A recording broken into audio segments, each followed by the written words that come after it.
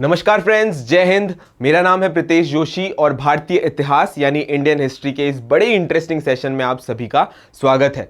तो हमारा टॉपिक 19वीं और 20वीं शताब्दी में होने वाले सामाजिक और धार्मिक सुधार आंदोलन के पार्ट 6 में हम चर्चा करेंगे कुछ महत्वपूर्ण प्रश्नों के बारे में।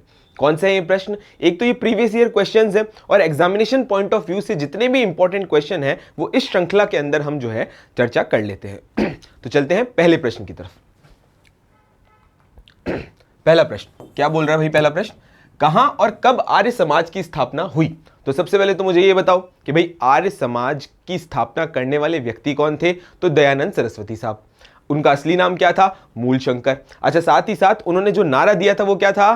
बैक टू वेदास, यानी वेदों की तरफ लौट चलो। क्लियर है यहां तक बात? कहां पर स्थापना हुई? तो हमें सबको पता है बंबई में हुई थी। कब हुई? 1875 में हुई थी। तो पॉइंट नंबर फर्स्ट, यहां पे ऑप्शन नंबर फर्स्ट बिल्कुल इसका आंसर सही है। लेकिन एक और ऑप्शन मुझे यहां पर दिख रहा है लाहौर में, तो इसकी भी कोई रेलेवेंस है? हाँ है। क्यों? क्योंकि 1877 में 1877 में आर्य समाज का जो हेडक्वार्टर है वो शिफ्ट हो जाता है बॉम्बे से लाहौर में। कब होता है? 1877।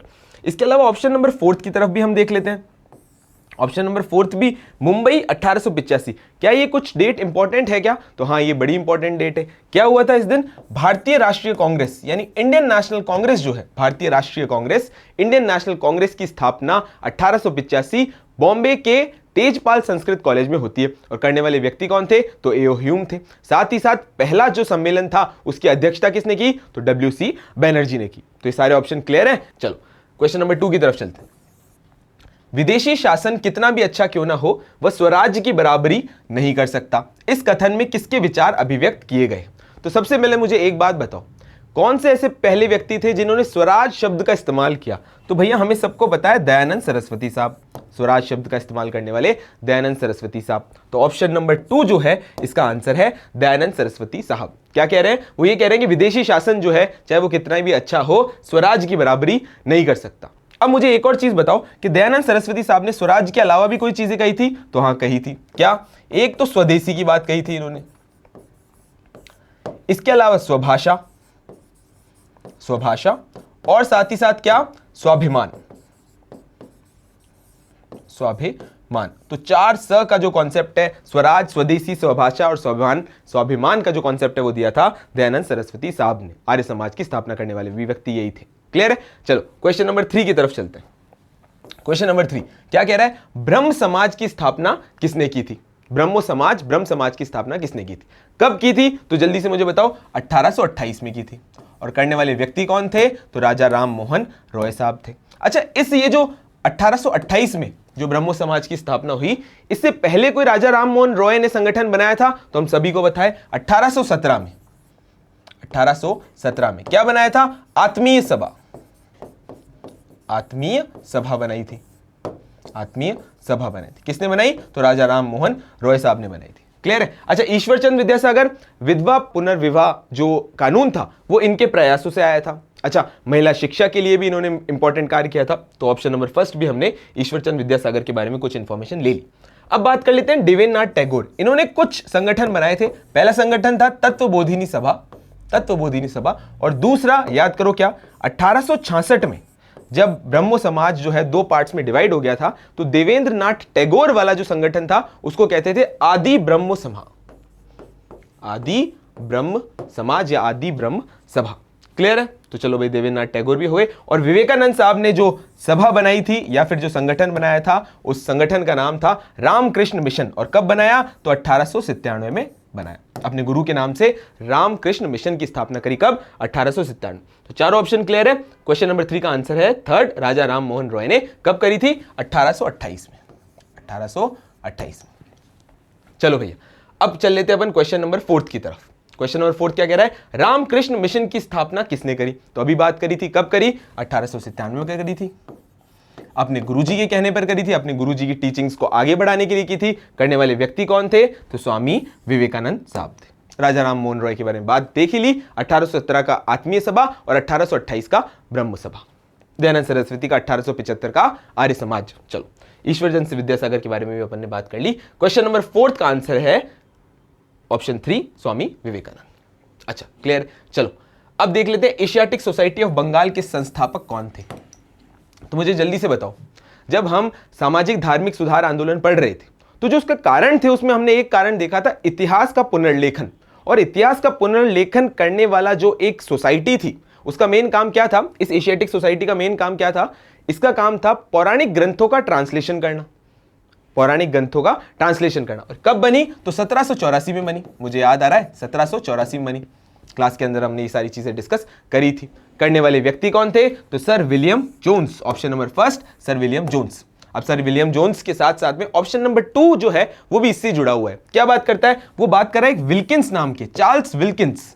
कौन थे ये व्यक्ति, इन्होंने भागवत गीता जो है उसका ट्रांसलेशन किया था इंग्लिश में, अंग्रेजी भाषा में इन्होंने भागवत गीता का जो है वो ट्रांसलेशन किया था। किसने, चार्ल्स विल्किंस ने। मैक्स मुलर, मोक्ष मुलर की सारी बात आपको पता ही है, ये भारतीय संस्कृति से बड़े प्रभावित थे, मैक्स मुलर। और जेम्स प्रिंसेप, ये भी कोई ऑप्शन है, हाँ ये इसी Asiatic Society of Bengal, Asiatic Society of Bengal से ही जुड़े हुए थे, और इसकी जो पत्रिका चलती थी उस पत्रिका के ये एडिटर थे। इसी के साथ साथ में अशोक के अभिलेख, अशोक, राजा अशोक, सम्राट अशोक के जो अभिलेख थे उनके अंदर भी इनका बहुत बड़ा रोल था। साथ ही साथ में इन्होंने ब्राह्मी लिपि का डेसिफरमेंट या कहें कि ब्राह्मी लिपि की जो खोज थी वो करने वाले व्यक्ति कौन थे, जेम्स प्रिंसेप। क्लियर है, चलो अब चल लेते हैं अपन क्वेश्चन नंबर 6 की तरफ। क्या कह रहा है, 19वीं सदी के महानतम पारसी समाज सुधारक कौन थे। चारों ऑप्शन देखो और जल्दी से आंसर बताने की कोशिश करो, सब याद है। अच्छा, पहले पारसी समाज के सुधार की बात की है तो 2 फैक्ट और आपके सामने रख देता हूं।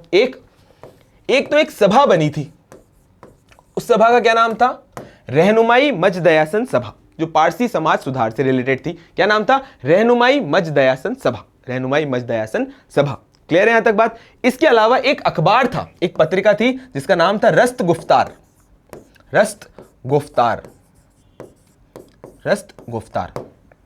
दादा भाई नारोजी भी इससे जुड़े हुए थे।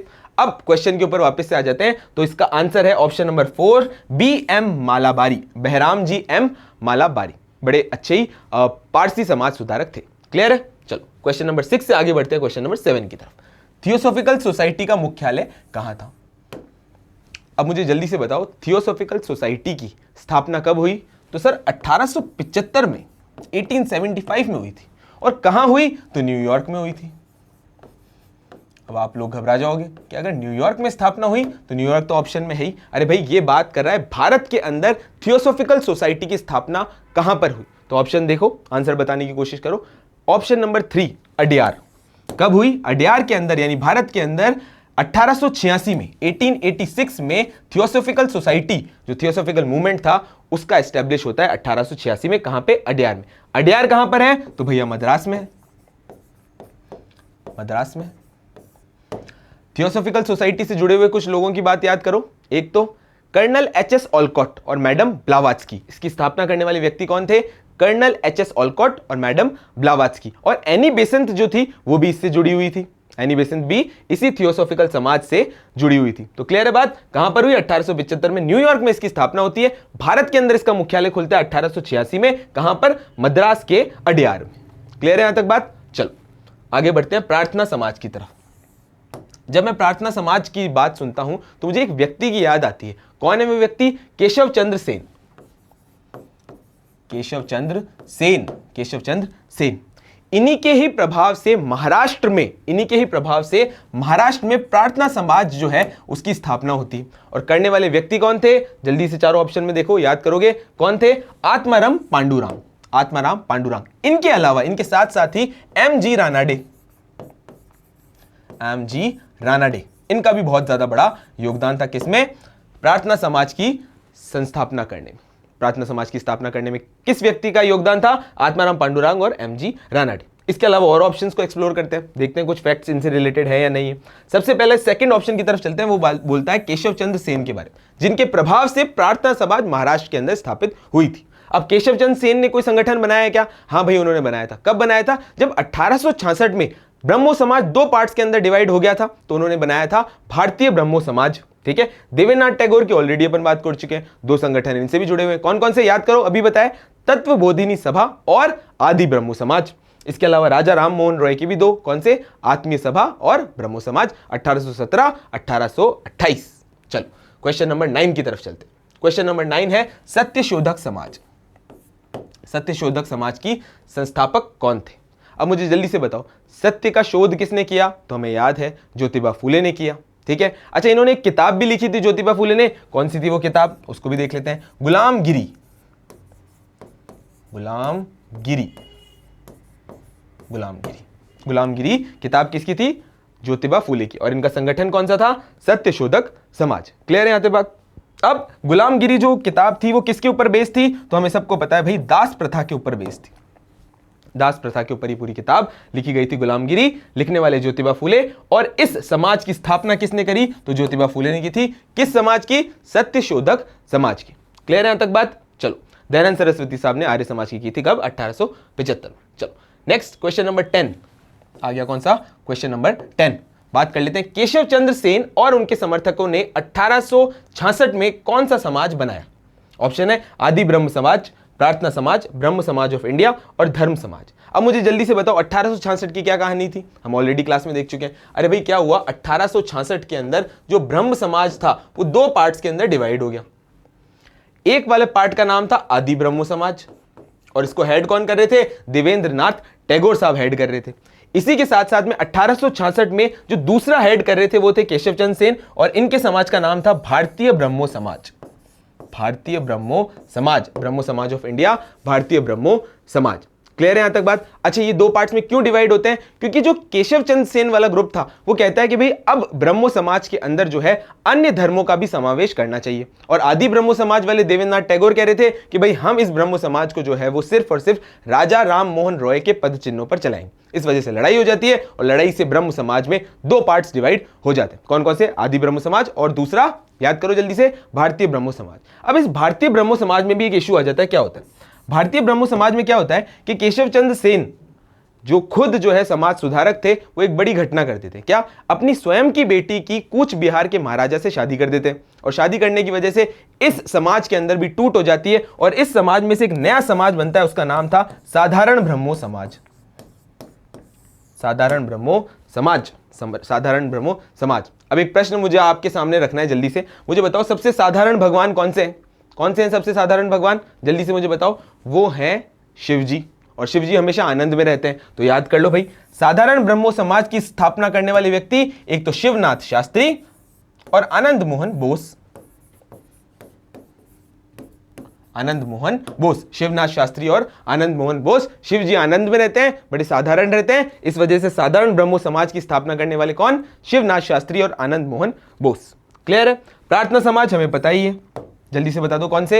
एक तो एमजी रानाडे और आत्माराम पांडुरंग। और आदि ब्रह्म समाज देवेंद्रनाथ टैगोर और ब्रह्म समाज ऑफ इंडिया हो गया आपका कौन? केशव चंद्र सेन। चलो 11वां क्वेश्चन है, भारत सेवक मंडल सर्वेंट्स ऑफ इंडियन सोसाइटी की संस्थापक कौन थे? भारत सेवक मंडल यानी सर्वेंट्स ऑफ इंडिया सोसाइटी के संस्थापक कौन थे? तो इसका आंसर है गोपाल कृष्ण गोखले साहब। गोपाल कृष्ण गोखले साहब, इन्होंने कौन सी सोसाइटी बनाई? सर्वेंट्स ऑफ इंडिया सोसाइटी बनाई। क्लियर है? और ये महात्मा गांधी के क्या थे? पॉलिटिकल गुरु थे। गोपाल कृष्ण गोखले उदारवादी नेता थे। ठीक है, सर्वेंट्स ऑफ इंडियन सोसाइटी। चलो क्वेश्चन नंबर 12 की तरफ चलते हैं। क्वेश्चन नंबर 12, क्वेश्चन नंबर 12 क्या है? राजा राम मोहन रॉय ने निम्न में से किसका समर्थन किया? राजा राम मोहन रॉय में निम्न में से किसका समर्थन किया?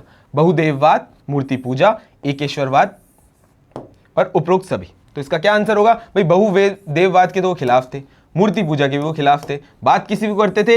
एकेश्वरवाद की। और राजा राम मोहन रॉय के ऊपर किन किन चीजों का प्रभाव था? जल्दी से छोटा सा क्विक रिवीजन, कौन कौन चीजों का प्रभाव था? एक तो ईसाई धर्म का नीतिशास्त्र, सूफिज्म का रहस्यवाद और वेदांतिक फिलोसफी से जो है पूरी तरीके से प्रोत्साहित थे ही, और साथ ही साथ वो इस्लाम के एकेश्वरवाद से भी प्रभावित थे, मोनोथीज्म से, एकेश्वरवाद से प्रभावित थे। क्लियर है? और इसी वजह से उन्होंने एक किताब लिखी थी। कौन सी किताब थी? जल्दी से मुझे बताओ। उस किताब का नाम था गिफ्ट ऑफ मोनोथीसिस। क्लियर है? चलो आगे बढ़ते हैं अपन बात क्वेश्चन नंबर 13 की तरफ। राजा राम मोहन रॉय के प्रयासों से बंगाल में सती प्रथा को किस अधिनियम के अंतर्गत निषेध घोषित किया? अब मुझे जल्दी से एक चीज बताओ सबसे पहले कि जो सती प्रथा है ये समाज के लिए खतरा है या नहीं है? तो हाँ भैया खतरा है, पूरी तरीके से समाज के लिए खतरा है। इस वजह से आ जाता है अधिनियम 17 सती प्रथा है हमारे समाज के लिए खतरा, इस वजह से क्या आ गया, अधिनियम 17। और अधिनियम 17 लाने के पीछे जिस व्यक्ति का हाथ था वो तो राजा राम मोहन रॉय थे, और उस टाइम गवर्नर जनरल कौन थे, तो लॉर्ड विलियम बेंटिक। अच्छा चलो अब इन चारों ऑप्शन में से देख लेते हैं। नियमन 17 और कब आया, 1829 में, 1829 में। क्लियर है, तो ऑप्शन नंबर फर्स्ट जो है इसका आंसर हो जाता है। राजा राम मोहन रॉय के प्रयास से सती प्रथा कौन से अधिनियम के अंतर्गत हटी, तो नियमन 17, 1829। गवर्नर जनरल कौन थे, लॉर्ड विलियम बेंटिक। क्लियर है, चलो आगे बात कर लेते हैं क्वेश्चन नंबर 14 की। निम्न में से कौन भारत का मार्टिन लूथर कहलाता है, मतलब भारत के मार्टिन लूथर की जो उपाधि है वो किसको दी गई।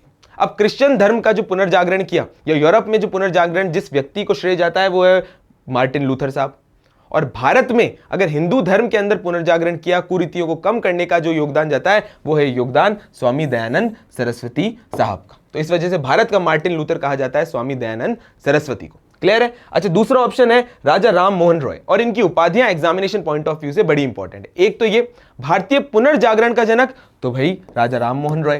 पहला आधुनिक भारतीय, तो राजा राम मोहन रॉय।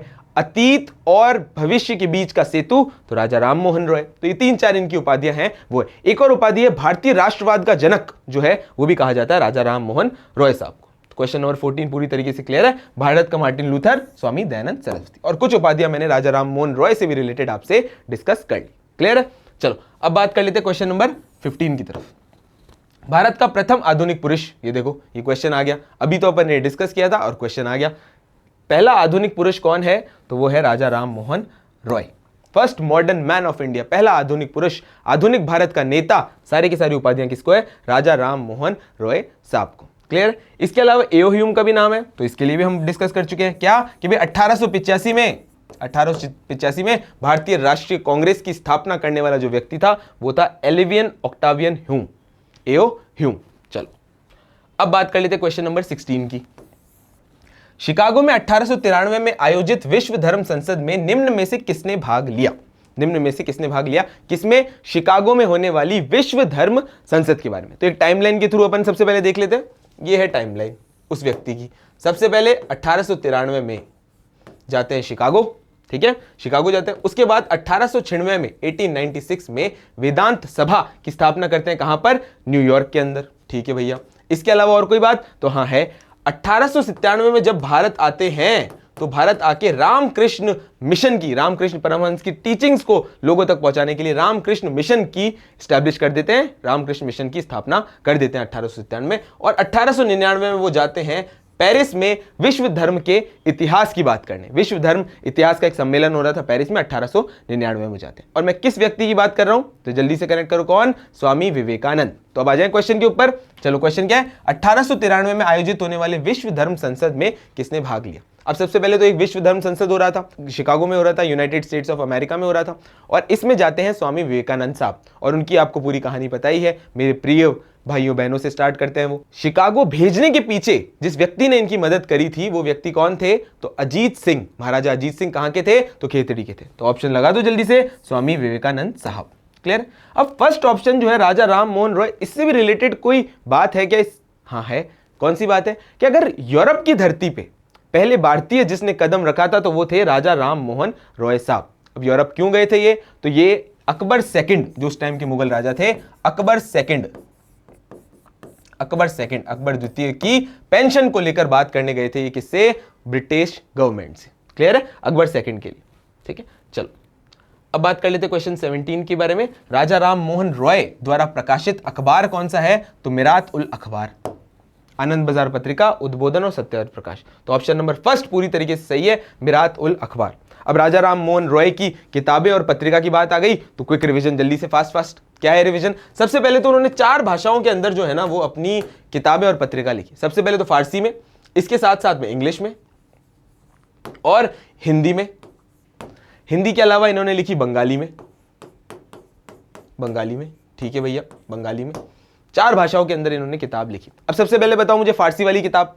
एक तो फारसी वाली किताब है तूफत उल मुवाहिद्दीन किताब है, और पत्रिका कौन सी है, मिरात उल अकबर। तो फारसी भाषा में लिखी गई इनकी पत्रिका थी मिरात उल अकबर। बात कर लेते हैं इंग्लिश की, तो इंग्लिश में भी दो किताबें लिखी, कौन सी, गिफ्ट ऑफ द मोनोथीसिस और जल्दी से बताओ, सब याद है? Precepts of Jesus, gift of the monotheism and precepts of Jesus. चलो, इसके अलावा हिंदी में इन्होंने एक पत्रिका चलाई और उस पत्रिका का क्या नाम था? बंगदूत।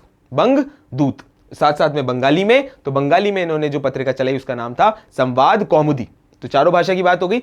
इसी के साथ साथ में राजा राम मोहन रॉय ऐसे व्यक्ति थे जिन्होंने पूरी की पूरी बंगाली ग्रामर को, जो बंगाली व्याकरण थी, उसको कंपाइल किया था, उसको एकत्रित किया था। और एक किताब इसी की पूरी बंगाली ग्रामर की है, वो है गौड़ीय व्याकरण। क्या नाम है? गौड़ीय व्याकरण। क्लियर है? तो राजा राम मोहन रॉय, मिरातुल अकबर। अब ऑप्शन नंबर 3 भी मेरा जो ध्यान है वो केंद्रित कर रहा है, उद्बोधन।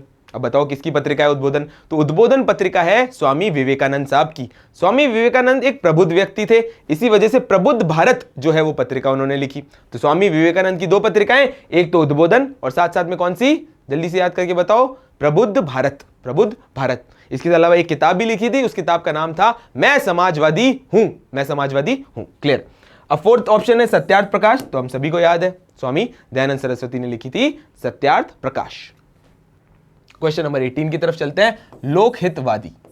लोकहितवादी किन्हें कहा जाता है? तो ऑप्शन जल्दी से एक्सप्लोर करो और बताओ। मेरा ध्यान जा रहा है ऑप्शन नंबर 2 की तरफ। गोपाल हरि देशमुख को कहा जाता है, गोपाल हरि देशमुख को कहा जाता है लोकहितवादी। इनकी उपाधि है लोकहितवादी। ठीक है, अब आ जाते हैं क्वेश्चन नंबर 19 की तरफ। सती प्रथा को खत्म करने का श्रेय किसको जाता है? मुझे जल्दी से बताओ, कौन था वो व्यक्ति जो सती प्रथा के पीछे अपने प्रयास करता है? तो वो थे राजा राम मोहन रॉय साहब। और कौन थे उस टाइम के गवर्नर जनरल? तो वो थे sir William Bentinck. Sir William Bentinck. और अधिनियम कौन सा आया? तो अधिनियम 17 आया। अच्छा, कब आया? 1829 में आया। भैया सारी चीजें क्लियर हो गई, क्या घबराने की बात है? 1829 में आया। Question number 20। शारदा अधिनियम के अंतर्गत लड़कियां एवं लड़कों के विवाह की न्यूनतम आयु क्रमश कितनी निर्धारित की गई है? तो सबसे पहले मुझे बताओ कि शारदा अधिनियम लाने के पीछे कौन से व्यक्ति थे? तो उनका नाम था हरविलास शारदा। हरविलास शारदा।